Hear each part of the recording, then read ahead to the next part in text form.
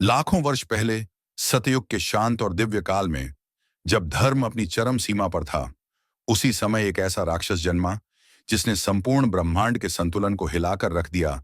रक्त बीज। वह साधारण दैत्य नहीं था। उसका वरदान इतना भयानक था कि उसके रक्त की एक एक बूंद से उसका नया स्वरूप जन्म ले लेता। युद्ध भूमि में उसके छोटिल होते ही धरती पर मानो असुरों की अनंत भीड़ उभर आती। देवताओं ने ऊपर से देखा तो लगा जैसे धरती पर असुरों का सैलाब नहीं, बल्कि लाल रंग की भयावह चींटियां लाखों की संख्या में फैल गई हों। देवता सोचने लगे, एक ऐसी लड़ाई जिसमें आपके हर प्रहार से हजारों नए दैत्य पैदा हों, उसका अंत कैसे होगा। रक्त बीज के अत्याचार बढ़ते गए। देवता एक एक कर पराजित होते गए। इंद्र का वज्र, वायु का वेग, अग्नि का तेज, सब व्यर्थ। ब्रह्मांड निराशा में डूब गया। इसी अंतिम क्षण में देवताओं ने अपनी महानतम शक्ति को पुकारा, देवी दुर्गा। लेकिन जब देवी दुर्गा ने रक्त बीज पर तलवार चलाई, उसका रक्त धरती पर गिरते ही असुरों की संख्या कई गुना बढ़ जाती। जितना वे मारती, उतना वह बढ़ता जाता। युद्ध भूमि असुरों से भरने लगी। देवी दुर्गा के मन में पहली बार चिंता की रेखाएं उभर आईं। उन्होंने सोचा, जिसका विनाश ही उसके पुनर्जन्म का कारण बनता है, उसे कैसे रोका जाए। जब बुद्धि और शक्ति दोनों चूक गईं, तब देवी के भीतर की प्रचंड ऊर्जा फटने लगी। दुर्गा का धैर्य टूट चुका था और एक ब्रह्मांड भेदी गर्जना के साथ उन्होंने महाकाली का रूप धारण किया। महाकाली श्याम वर्ण, अग्निनेत्र, तूफान जैसे बिखरे केश, प्रलयकारी जिह्वा, हाथों में खड्ग और शरीर से उमड़ती ऊर्जा जो सृष्टि को हिला दे। युद्ध भूमि कांप उठी।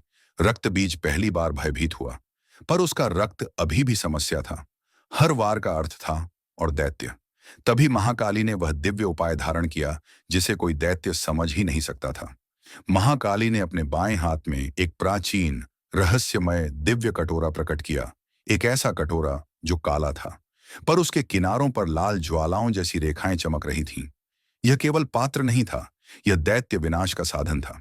जैसे ही काली ने रक्त बीज पर प्रहार किया, उसका रक्त हवा में उठा, लेकिन इस बार वह धरती की ओर नहीं गिरा। महाकाली ने बिजली की गति से अपना कटोरा आगे बढ़ाया। रक्त की हर एक बूंद, हर छोटी तरल कण उस कटोरे में समा गई। एक भी बूंद धरती तक न पहुंच सकी। और फिर महाकाली ने वह कटोरा अपने मुख की ओर उठाया और उसमें भरे सारे रक्त को एक झटके में पी लिया। उनकी आंखें क्रोध से और लाल जल उठीं। उनकी शक्ति कई गुना बढ़ गई। अब रक्तबीज का सबसे बड़ा वरदान उसकी सबसे बड़ी कमजोरी बन चुका था। महाकाली हर वार करती, हर बूंद को कटोरे में पकड़ती और उसे पी जाती। धरती पर एक बूंद भी न गिरने दी गई। इतिहास में पहली बार रक्तबीज की सेना बढ़ना बंद हो गई। रक्तबीज हक्का बक्का कमजोर धीरे धीरे मृतप्राय होने लगा, और जब उसके शरीर में रक्त का नामो निशान भी न बचा, महाकाली ने एक प्रचंड वार में उसका सिर धड़ से अलग कर दिया। रक्त बीज का आतंक समाप्त हुआ। देवता प्रसन्न हुए। आकाश में जय घोष गूंज उठा। पर महाकाली का तांडव रुकने का नाम नहीं लेता था।